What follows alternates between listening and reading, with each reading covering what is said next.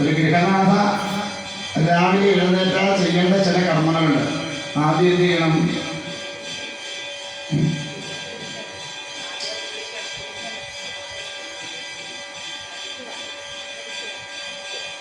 അടിച്ചു വാരിയിട്ട് പിന്നെ കളിക്കണം. അടിച്ച് തളിച്ച് കൊളുത്തി വേണം ഒരു ദിവസം തുടങ്ങാന്ന. ഇപ്പൊ തളിയില്ല, കൊളിയില്ല, അടിയുണ്ട് ഇല്ലേ? അപ്പൊ അതേ ഉള്ളൂ പ്രധാനമായിട്ട്. ഒന്നിനൊന്നിനെ മുഖത്തോട് നോക്കി പറഞ്ഞു. അപ്പോ രാവിലെ എഴുന്നേറ്റാൽ അടിച്ച് തളിച്ച് കുളിച്ച് കൊളുത്തം. ശരിക്കും ദീപം കൊളുത്തുന്നത് അടുക്കളയില്ല. അവിടെ കൊളുത്തിയിട്ടാണ് അവിടെ നിന്ന് പുറത്തോട്ട് കൊണ്ടുവന്ന് പ്രധാന വാതിലിൻ്റെ മധ്യഭാഗത്ത് വരിക. പുറത്ത്, അകത്തല്ല. അത് എന്തിനാ? പണ്ട് കാലത്ത് എള്ളെണ്ണ അല്ലെങ്കിൽ മരോട്ടി എണ്ണ കേട്ടിട്ടുണ്ടോ? അതിലെണ്ണ മരോട്ടി എണ്ണ പണ്ടത്തെ കാവുകളിലൊക്കെ ഉണ്ടായിരുന്നു മരോട്ടി. അപ്പോൾ അതിൻ്റെ എണ്ണ ഒക്കെ ഒഴിച്ചായിരുന്നു വിളക്ക് കൊളുത്തിക്കൊണ്ടിരുന്നത്. ഇന്നത്തെ പോലെ കാണുന്ന കണ്ടകളച്ചാണി എണ്ണയൊന്നുമല്ല.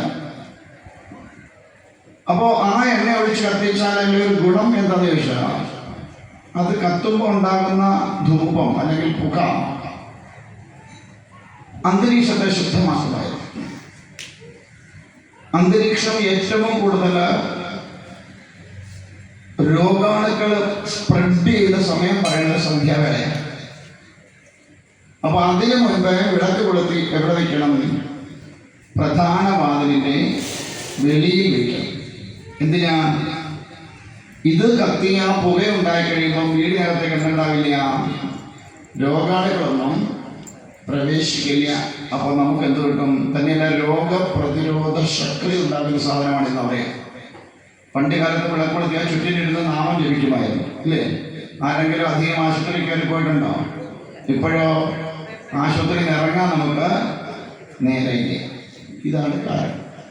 നമ്മുടെ പണ്ടത്തെ ആചാരങ്ങളൊന്നും വെറുതെ കെട്ടിപ്പുണ്ടാക്കി വെച്ച ആചാരങ്ങളല്ല. അത് ആരോഗ്യപരമായിട്ടുള്ള കാര്യങ്ങൾ കൂടി അതിനകത്തുണ്ട്. അതുകൊണ്ട് ആ വിളക്ക് കൊളുത്തി വെച്ച് നമ്മൾ ആ നേരത്തെ എന്തെങ്കിലും രാമനാമം ജപിക്കുമായിരുന്നു, ഇല്ലേ? ഇപ്പൊ പറയുന്നുണ്ട് സന്ധ്യാവേളയിൽ രാമനാമം ജപിക്കരുത്, ഹനുമാൻ സ്വാമിക്ക് ഇഷ്ടപ്പെടത്തില്ലെന്ന്. ഇതുപോലെ വിഡ്ഢിത വേറെണ്ടെന്ന് എനിക്ക് തോന്നില്ല. കാരണം രാമനാമം കേട്ടാൽ അപ്പോഴേ ആനന്ദം കൊള്ളുന്നവനാണ് ഹനുമാൻ സ്വാമി. അത് പറയേണ്ടത് ഹനുമാൻ സ്വാമി ആ സമയത്താണ് ധ്യാനിക്കുന്നത്.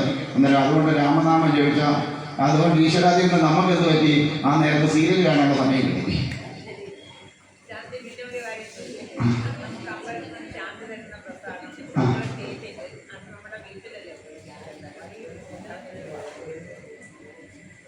അത് വീട്ടിൽ കൊണ്ടുപോകേണ്ടവർക്ക് കൊണ്ടുപോവാം. അങ്ങനെ വേണമെങ്കിൽ അങ്ങനെ സൂക്ഷിച്ച് ഉണക്കി സൂക്ഷിച്ച് വെച്ചിട്ട് ദിവസവും ഇപ്പം അമ്പലത്തിൽ വരാൻ പറ്റാത്ത ദിവസം വേണമെങ്കിൽ നമുക്കത് ചാലിച്ചിട്ട് അപ്പോ ഞാൻ ആ വിഷയങ്ങളിലേക്കൊക്കെ ഇത് കഴിഞ്ഞിട്ട് വരാം.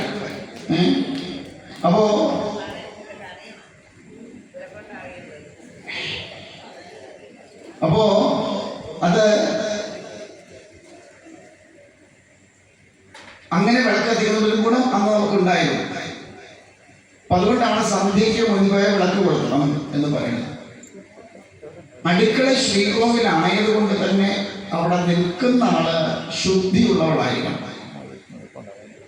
പണ്ട് കാലത്ത് പീരീഡൊക്കെ വന്ന 4 ദിവസം കഴിക്കാൻ കേട്ടില്ല. അപ്പൊ പിന്നെ നടക്കില്ല. കാരണം വെച്ചാൽ അരയും മുറിയൊക്കെ കൂടെ താമസിക്കുന്നത്. മറ്റേതറിഞ്ഞാൽ 10-12 എണ്ണം കാണുമായിരുന്നു. അങ്ങോട്ടും ഇങ്ങോട്ടും കൂടെ അതിൻ്റെ ഉള്ളിൽ മൂലയ്ക്ക് ഇരുന്ന് ചാപ്പാട് കൊടുക്കാൻ. ഇപ്പോൾ നടക്കില്ല. അത് കാലത്തിൻ്റെ അവസ്ഥ അനുസരിച്ച് മാറ്റം വരും, സ്വാഭാവികമാണ്. അതിനൊന്നും ഞാൻ എതിരില്ല. പക്ഷേ കുളിക്കാതെ ചെയ്യരുത്, അടുക്കളയിൽ കയറുക. അതുപോലെ രാവിലെ ഒരു ഗണപതി ഹവനം വീട്ടിൽ നടത്തണം. എന്നും ഇപ്പൊ ശാന്തിയൊക്കെ കിട്ടുമോ? ഇല്ല. വിളിച്ചാൽ എത്ര രൂപ കൊടുക്കണം? 5000 രൂപ എങ്കിലും മിനിമം ദക്ഷിണ